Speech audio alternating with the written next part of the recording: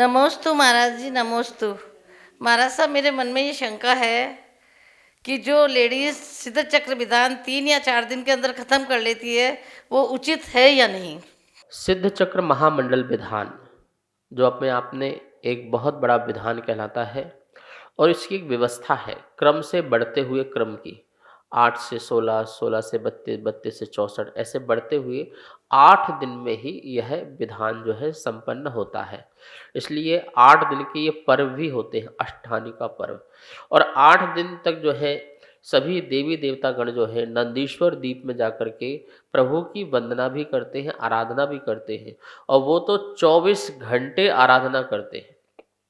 आठों दिशाओं में जो है जो 13-13 अकृत्रिम चित्तालय मंदिर बने हुए हैं, वहाँ पर वो 8-8 पहर जो है अलग अलग दिशाओं में वंदना करते हैं। 24 घंटे 8 दिन तक लगातार प्रभु की आराधना करते हैं।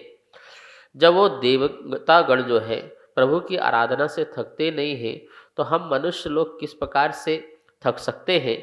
अतः जो विधि विधान है, जैसे मैना सुंदरी ने 8 दिन तक लगातार ही विधान किया था, हमें भी उसी क्रम से 8 दिन तक लगातार विधान करना चाहिए। शॉर्टकट का रास्ता नहीं निकालना चाहिए।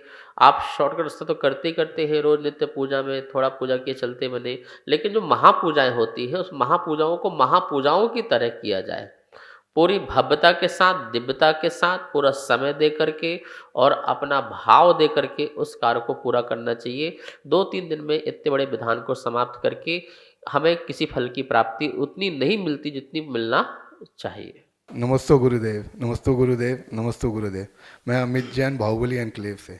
महाराज साहब, जो मूलनायक प्रतिमा का अभिषेक जल से करते हैं, कई जगह छन्ने से करते हैं, वो उचित है या अनुचित है? प्रभु का जो अभिषेक होता है उसकी विधि आगम में और आचार्यों के द्वारा बहुत सुंदर उसका वर्णन भी किया गया है। अनेकों आचार्यों के अभिषेक पाठ मिलते हैं। लगभग लगभग 17 अभिषेक पाठ वर्तमान में उपलब्ध है, जिसमें भगवान का अभिषेक कैसे होना चाहिए उसकी बहुत सुंदर विधियां बताई गई हैं। कहीं भी किसी भी प्रतिष्ठा पाठ आदि ग्रंथों में या अभिषेक पाठ आदि ग्रंथों में ये नहीं मिलता है कि भगवान का अभिषेक जो है छन्ने से करना चाहिए, जल से नहीं करना चाहिए। कुछ लोग क्या है, आजकल अभिषेक आदि ना करते हुए प्रतिमाओं का सिर्फ छन्ना गीला कर लेते हैं और उसको मार्जन करके आ जाते हैं और कहते हैं अभिषेक हो गया। देखिए, जब तक आप कलशों के माध्यम से, स्वर्ण कलशों के माध्यम से प्रभु के मस्तक पर जल की धारा नहीं छोड़ते हैं, तब तक वो अभिषेक क्रिया नहीं मानी जाती है। चाहे आप थोड़ा डालिए और चाहे बहुत सारा डालिए, लेकिन आपको जल की धारा छोड़ना ही पड़ेगी। ऐसी पांडुलिपियों में जो है हमें चित्र भी प्राप्त हुए हैं और शिलालेखों में ऐसी प्रतिमाओं के भी हमें प्राप्त हुए हैं जिसमें 2 लोग व्यक्ति जल से धाराएं अभिषेक कर रहे हैं। ठीक है ना, उत्कीर्ण है, ऐसे चित्र उत्कीर्ण है। ये आपको आगम से भी मिल रहा है और आपको साक्षात ऐतिहासिक दृष्टि से भी यह ज्ञात हो रहा है।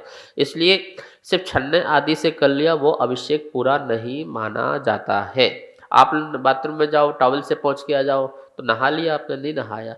तो इसी प्रकार से अभिषेक भी ऐसा नहीं है सिर्फ कपड़े से पोंछ लिया प्रतिमाओं को तो वो तो साफ सफाई हो गई कि आपने साफ सफाई कर दी, धूल मिट्टी हटा दी, वो अभिषेक। हम धूल मिट्टी हटाने को अभिषेक नहीं करते हैं, हम प्रभु के गुणों से जुड़ने के लिए अभिषेक करते हैं और अपनी आत्मा को निर्मल करने के लिए अभिषेक से जुड़ते हैं। ठीक है ना, और अभिषेक में मंत्र पूर्वक अभिषेक हम किया करते हैं, इसलिए आपको अभिषेक उससे करना है। अब दूसरी बात यह हो सकती है, किसी प्रतिमा का बहुत ज़्यादा क्षरण हो रहा हो, जैसे हम क्या बोलते हैं कि जल डालते हैं तो वो प्रतिमा झड़ सकती है। कहीं कहीं रेत की प्रतिमा हुआ करती थी, बालू की प्रतिमा हुआ करती थी, तो वो क्षरण को प्राप्त होती थी। तो उसका संरक्षण करने के लिए फिर तो हम छन्ने से भी करेंगे तो उसका भी क्षरण होगा, फिर तो उसका अभिषेक ही बंद करके रख देना चाहिए और नवीन प्रतिमा को विराजमान करके फिर उसका जो है अभिषेक आदि करना चाहिए। उस प्रतिमा का संरक्षण संवर्धन करने के लिए संग्रहालय आदि में रख सकते हैं कि इसका अभिषेक आदि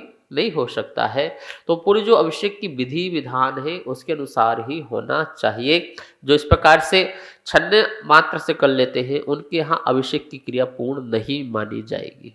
नमोस्तु गुरुदेव, नमोस्तु गुरुदेव, नमस्ते। मैं मनोज जैन, बाहुबली एनक्लेव से।